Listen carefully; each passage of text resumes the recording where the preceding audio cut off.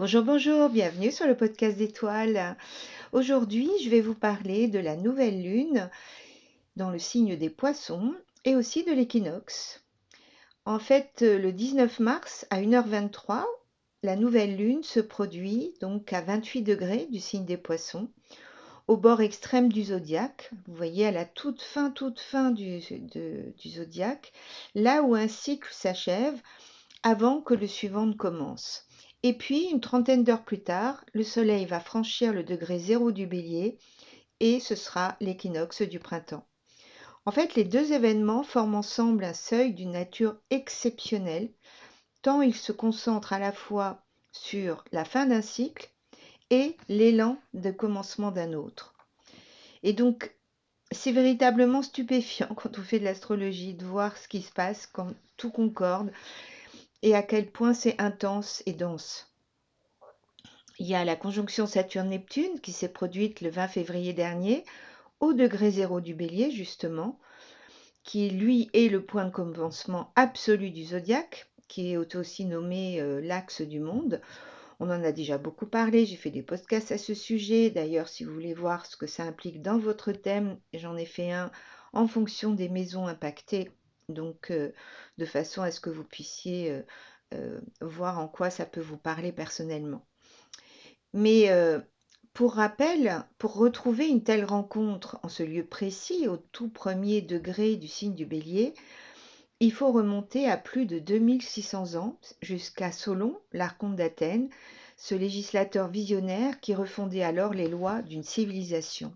Et donc vous voyez bien que ce n'est pas vraiment une coïncidence, tout ce qu'on perçoit autour de nous, sur tous les plans, que ce soit collectif, spirituel ou psychologique, on a vraiment le sentiment d'une humanité qui se tient entre deux mondes, comme un être au seuil d'un passage dont il pressent qu'il ne reviendra pas en arrière. Vous voyez, on passe à quelque chose de incroyablement différent et nouveau. Saturne, c'est la planète des structures, des réalités tangibles. Neptune, c'est la planète des rêves, des dissolutions, de la spiritualité. Et quand ils fusionnent en un seul point, au premier degré du premier signe, c'est comme s'ils tissaient la frontière entre ce qui s'effondre et ce qui commence à se construire. Et rappelons-nous, la dernière fois que le ciel portait cette configuration, il y a un homme qui refondait les structures d'une civilisation. Et aujourd'hui, moi, j'ai vraiment l'impression que c'est une civilisation entière qui est en train de refondre les siennes. En plus, on est à la convergence de plusieurs fins de cycles millénaires.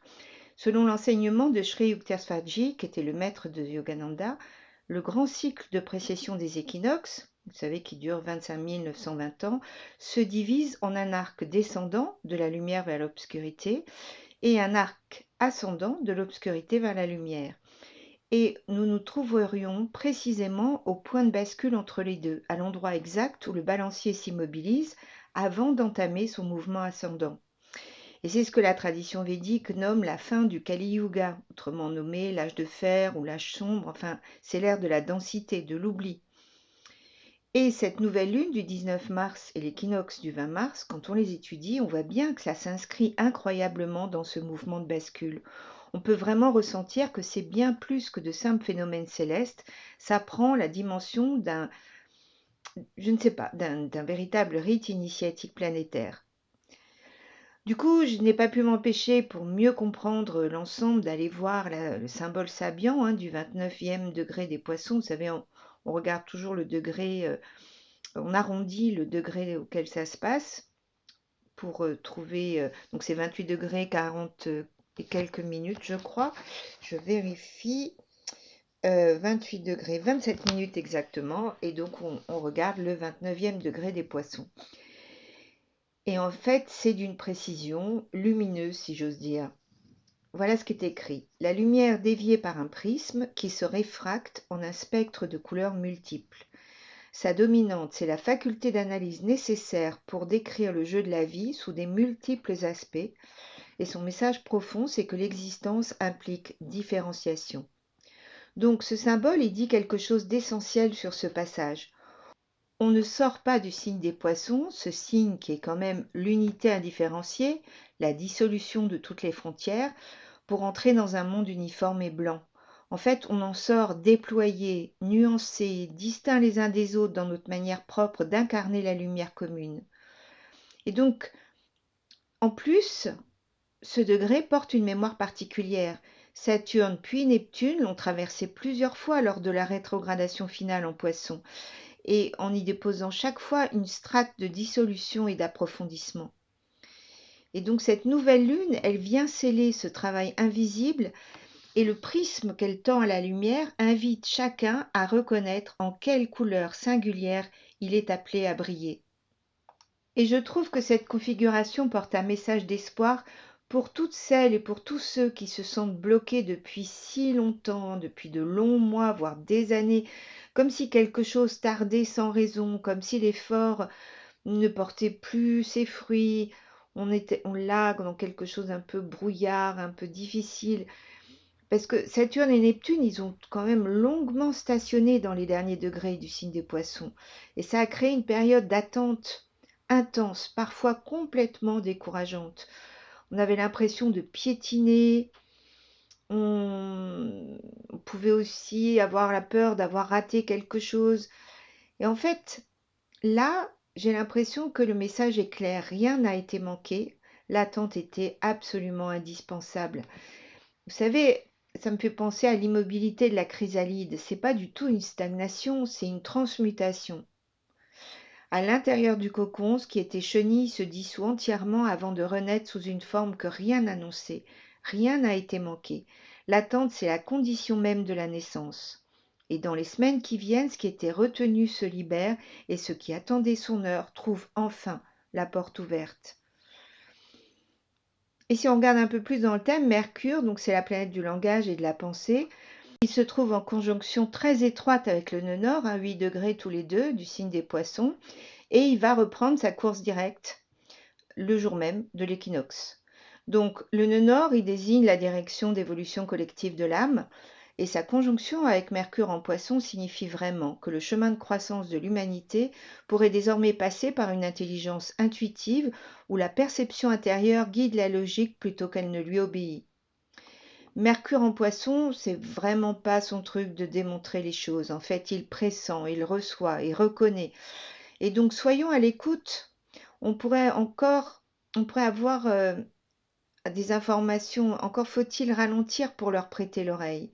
C'est important d'être attentif dans les jours et les semaines qui viennent aux personnes que l'on croise, aux paroles entendues dans un film, une chanson, aux rêves qui laissent au réveil un sentiment de compréhension nouvelle, quelque chose qui s'ouvre.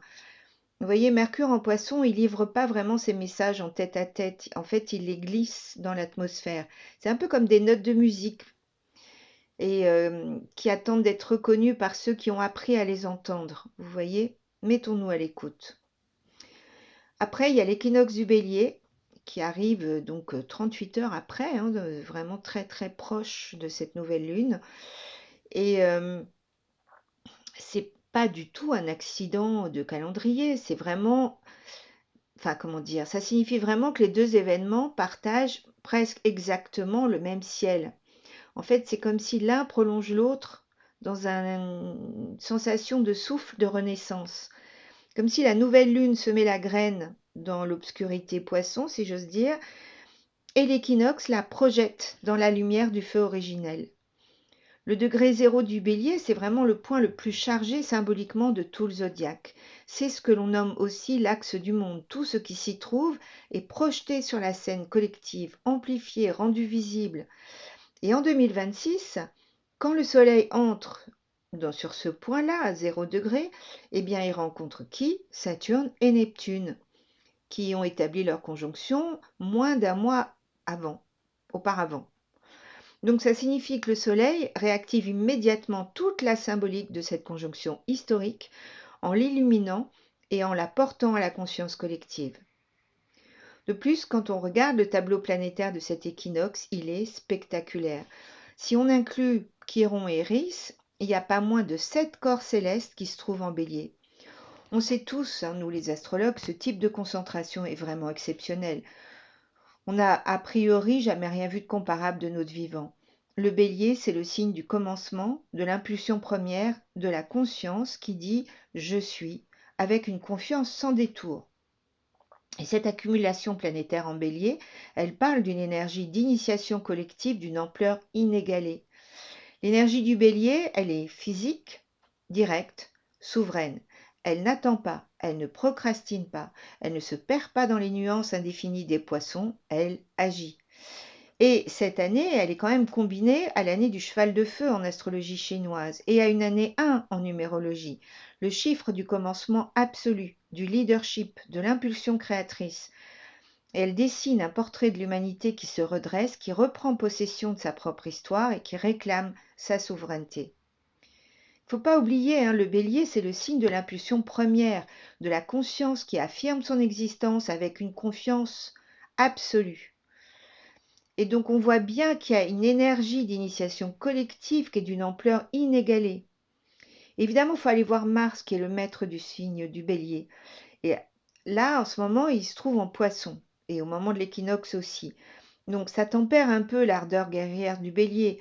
Mars en poisson, il n'agit pas pour agir, il attend l'impulsion intérieure, le signe venu d'une force supérieure qui lui indique que le moment est venu. C'est un peu un Mars méditatif, entre guillemets, un guerrier en retraite spirituelle qui se prépare à l'action par le silence. Mais le 9 avril, il va rejoindre le bélier et l'énergie de cet équinoxe va se déployer avec toute son amplitude. Alors, ce ciel de mars 2026, il est vraiment dominé par les éléments eau et feu. Et donc, l'eau et le feu, évidemment, ça évoque la vapeur. Hein, ça évoque une espèce d'émotion qui atteint un point d'ébullition avant même que la pensée n'ait eu le temps de s'éclairer, ou plutôt d'éclairer l'émotion. Et donc, le système nerveux collectif peut risquer d'être surstimulé. Chaque événement extérieur risque d'entraîner des réactions disproportionnées, des indignations qui épuisent sans construire. Et c'est ici que j'ai pensé à la formule de Prigogine, vous savez, le physicien chimiste qui a eu le prix Nobel de chimie. Et parce que ça éclaire vraiment ce moment. En fait, il dit, dans les systèmes complexes éloignés de l'équilibre, des petits îlots de cohérence font basculer l'ensemble vers un ordre supérieur. En écoutant cette phrase, il est clair que chaque être humain qui maintient sa paix intérieure au milieu du chaos ambiant, qui choisit de ne pas alimenter le tourbillon de la peur et de la réactivité, eh bien, il devient littéralement un facteur de transformation systémique. C'est pas une posture d'indifférence ou de déni spirituel, c'est véritablement une forme de service, une manière qui est sans doute parmi les plus puissantes qui existent pour changer le monde, en fait. En fait, le ralentissement intérieur est la réponse juste à l'accélération extérieure. Alors que les événements mondiaux vont s'emballer, l'invitation du ciel est véritablement de ralentir intérieurement, de cultiver le silence, de trouver les gestes simples qui ancrent dans le présent, marcher pieds nus sur la terre, pratiquer la respiration consciente, enfin tout ce que vous connaissez déjà, et pourquoi pas aussi bénir l'eau avant de la boire. Ces pratiques, c'est vraiment des actes fondateurs d'une conscience nouvelle, et c'est de ça dont ça parle. Et d'ailleurs, en parlant d'eau, on voit bien que la prédominance de l'élément eau est dans le ciel, et ça invite aussi à revisiter notre relation à l'eau elle-même. Les Védas la décrivent, hein, l'eau comme de la lumière condensée, comme une affirmation que la physique quantique commence à explorer sérieusement en découvrant dans le milieu aqueux des propriétés d'enregistrement, de transmission de l'information que rien dans la chimie classique n'annonçait a priori. Par conséquent, c'est vraiment important d'interagir avec elle comme avec une présence vivante, plutôt qu'avec un simple liquide.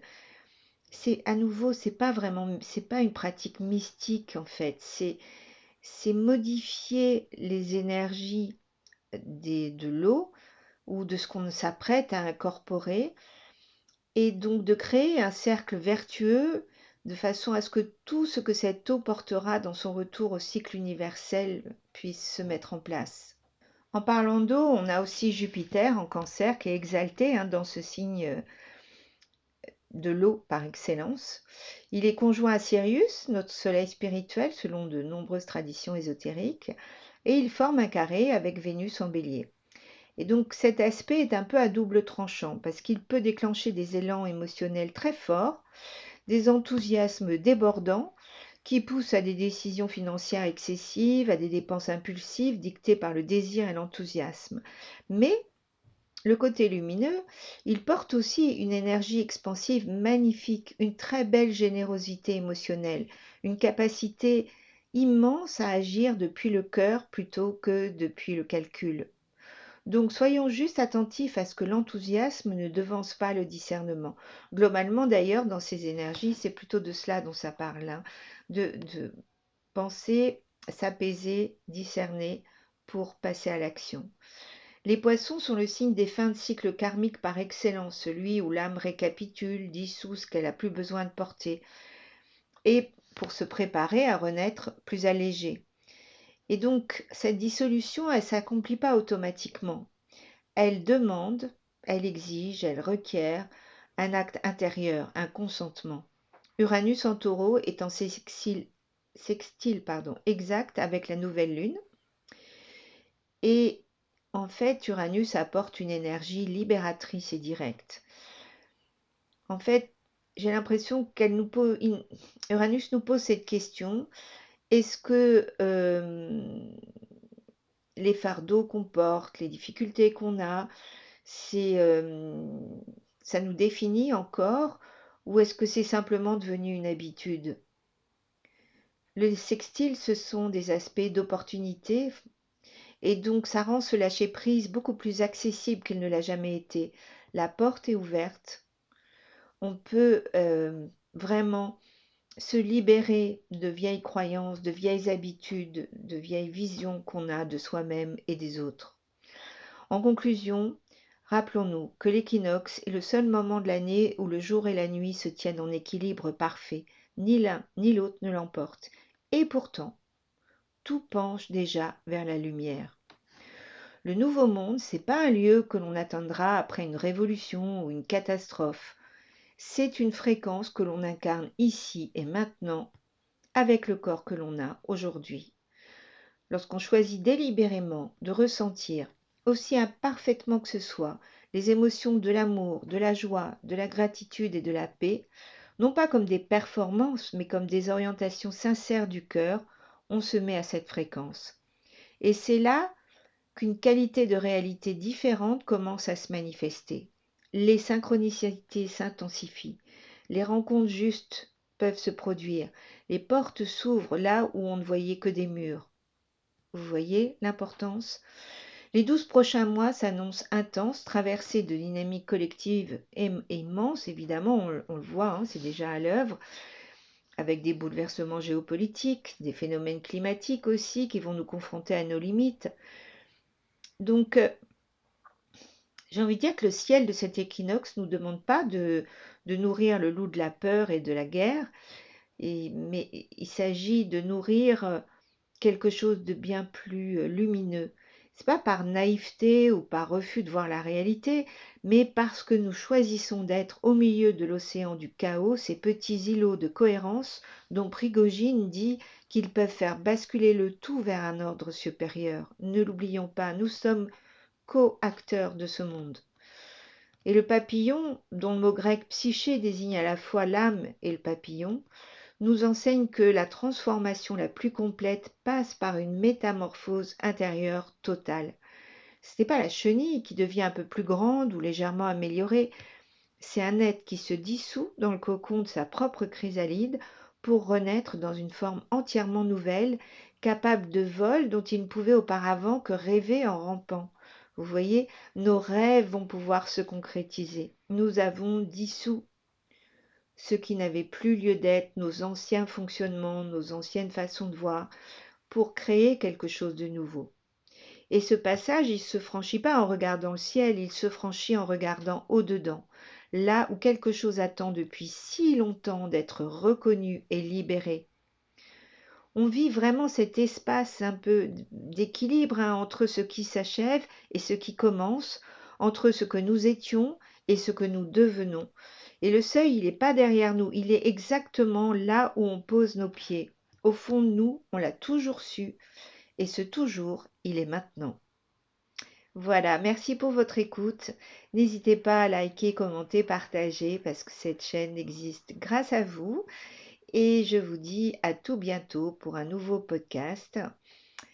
et en vous disant aussi que le 22 mars, nous vous proposons avec Frédéric Cœur et Âme et Locana Sans Regret une après-midi à titre gratuite pour retrouver vos vibrations, comment nourrir vos vibrations, s'élever en vibration.